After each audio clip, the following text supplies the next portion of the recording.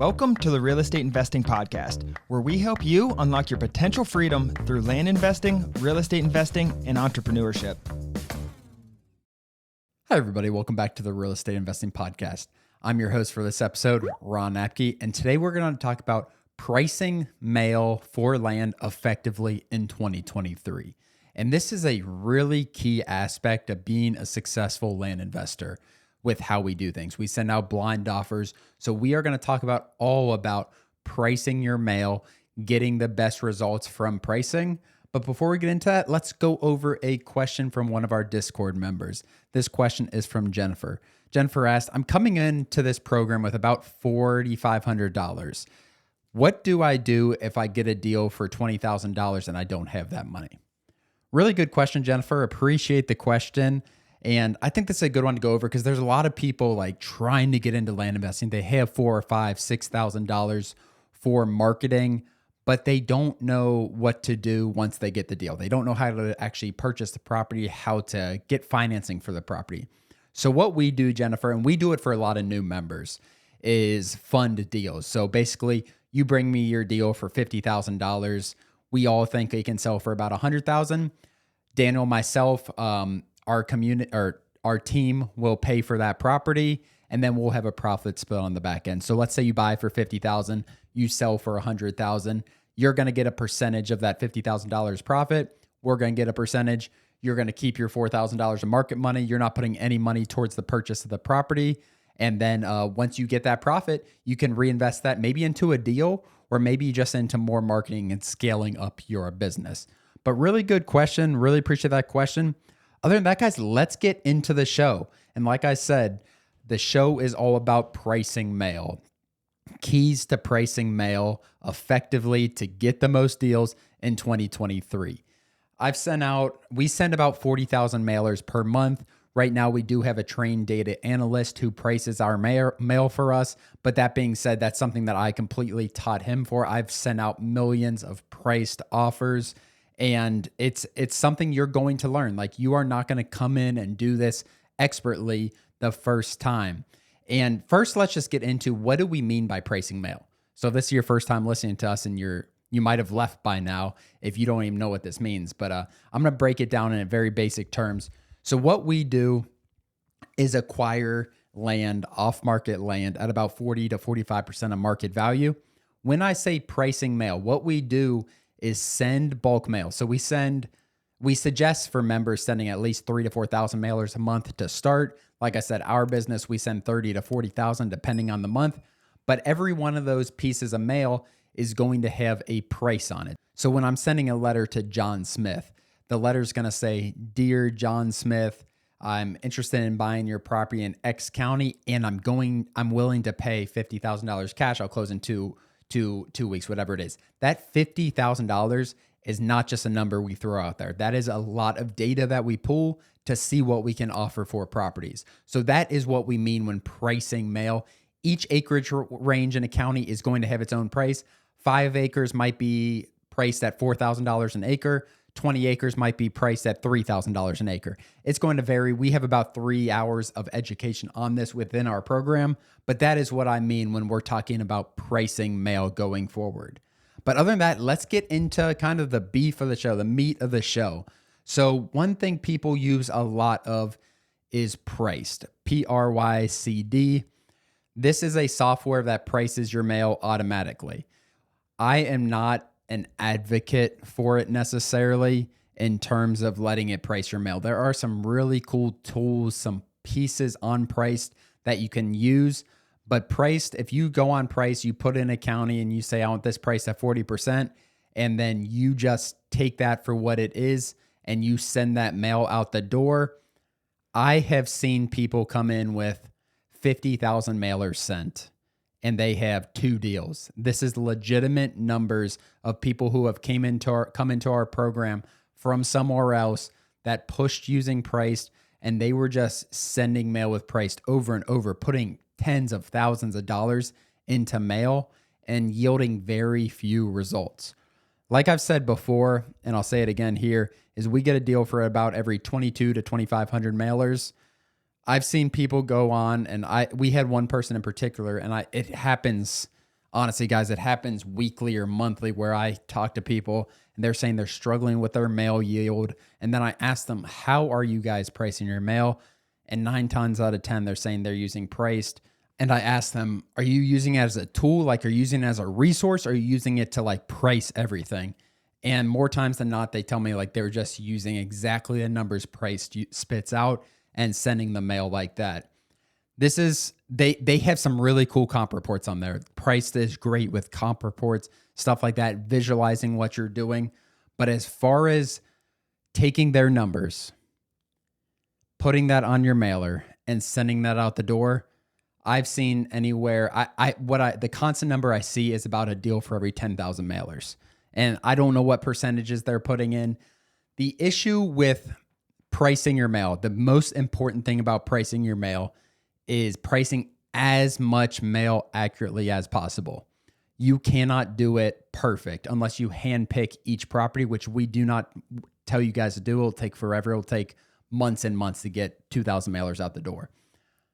But that being said, if I can price 80% of my mail really well, that is going to yield pretty solid results. Land is going to lay differently. You're going to have some land in counties that is really sloped. You're going to have some land in counties that is wet. We're not trying to remove all of those. But the normal pieces of land within the county that aren't in an HOA or just something odd with the property, I want 80%, 90% of those to be priced at 40 to 50%. That is how we are going to get as many deals as possible. When I get deals back and everything's coming like looking like I'm pricing it correctly, that's when we have counties that we absolutely kill it in. Get 5 deals for 5,000 mailers. That kind of stuff happens if you are sending those out correctly. But like I said, Prycd can be a tool, a resource. I'm not pushing you guys away from it, but I don't want people putting in 40% for X county and just trying to use it as an end all be all for pricing. I think there's great tools within it for sure, but do not use it as an end all be all, in my opinion. So finally, let's get into I talked about price. I talked about what pricing means for us. Like, what is actually pricing? How do we price? Like, that's kind of the main topic of this episode, is how do we price effectively? So there are kind of 3 stages to pricing, and we do everything by county in terms of like, we're pulling data from a county. So let's say I'm in Hamilton County, Ohio. It's not a great county for this business model, but that being said, I'm going to use it as an example in this. So let's say I pulled data in Hamilton County, Ohio. Say I pulled 2 to 20 acres. The first thing you need to do is decide how you're going to price it. And when I say that, I mean, are you going to price it by the entire county where everything in the county has the same pricing points? Or are you going to price it by zip codes? Are there key things that kind of separate, like, okay, Western in the county is more expensive than Eastern. I need to split this up a little bit.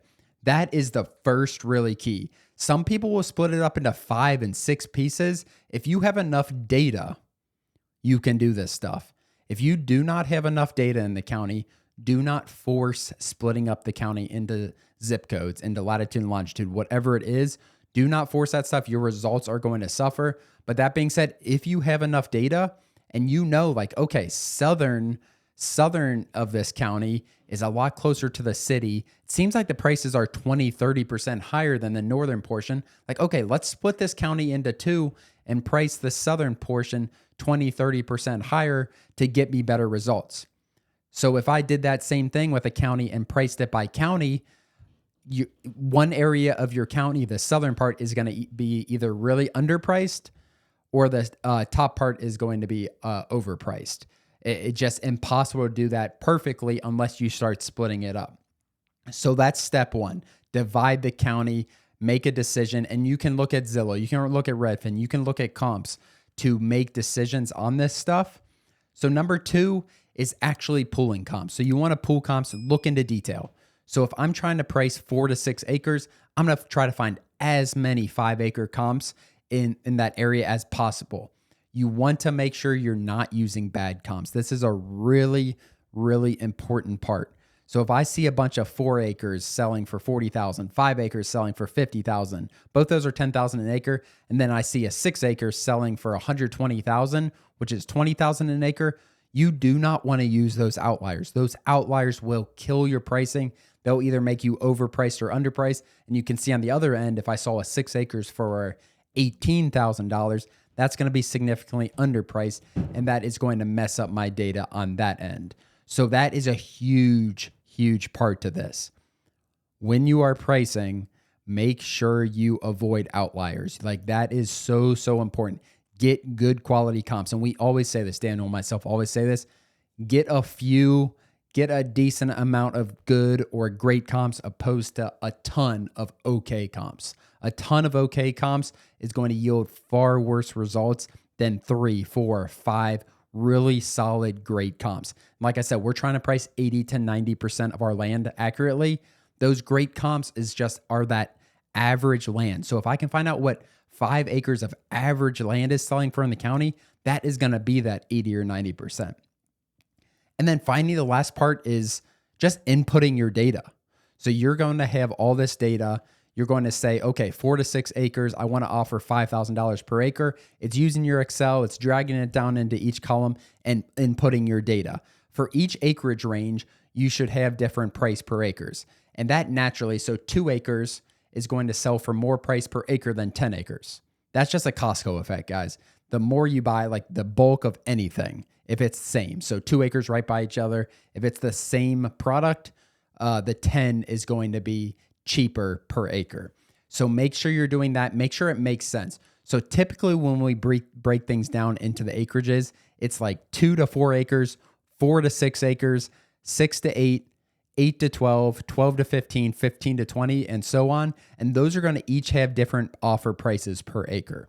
So that is really important. Do not do 2 to 6 acres. If you're doing 2 to 6 acres, those 2 acre comps or those 6 acre comps are going to throw off everything. You're just going to have some weird average in the middle that doesn't really make sense. We'll sometimes even do 2 to 3 acres, 3 to 4, 4 to 6. It just depends on the county. But I know if you're trying to bleed in 5 acres with 1.5 acre comps, those are going to be completely different. 1.5 acres might sell for $15,000 an acre. 5 acres might sell for $5,000 an acre. It can be that dramatic when you're talking about a building lot versus a 5 acre, just a 5 acre lot. Other than that, guys, the last thing I wanted to mention before I get off of here is do not take too much time doing this. There's no perfect result for pricing. There is not. The way we do things, it's a shotgun approach. It's a bulk approach. We are trying to hit a lot of sellers. That being said, take enough time on it where you feel good about it. But what we always do, we have deadlines for everything.